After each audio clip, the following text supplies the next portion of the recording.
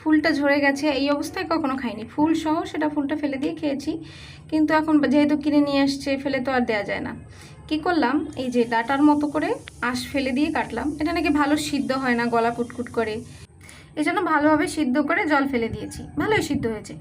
এবার প্যানের মধ্যে দিয়ে দিলাম শুকনো লঙ্কা ভেজে তুলে রেখেছি, কয়েক কোয়া রসুন দিয়েছি, সেটা ভালো করে একটু ভেজে তারপরে দিলাম পেঁয়াজ কুচি। এবার দিলাম কয়েকটা চিংড়ি মাছ, একটু লবণ, একটু হলুদ দিয়ে ভালো করে একটু ভেজে নিয়ে এবার তার মধ্যে সেই সিদ্ধ ডাটিগুলো দিয়ে দিলাম। এবার সব কিছু নেড়ে চেড়ে এর মধ্যে দিয়েছি অল্প একটু হলুদ গুঁড়ো, অল্প একটু লবণ, মানে পরিমাণ মতোই লবণ। এবার সব কিছু একত্রে নেড়ে চেড়ে ভাজি করে নেবো। একদম শুকনো শুকনো করে ভাজতে হবে, জল থাকলে গলা চুলকাতে পারে। এবার দিয়েছি হাফ বোম্বাই মরিচ এবং কয়েকটা সরিষা এবং কয়েকটা রাঁধুনি। যেহেতু কচু জাতীয় খাবার, কোনো বিশ্বাস নেই, যতই সিদ্ধ করে ফেলে দিই গলা কুটকুট করতেই পারে, এজন্য কোনো রিস্ক নেওয়া যাবে না। দিয়ে দিলাম এক টুকরো লেবুর রস।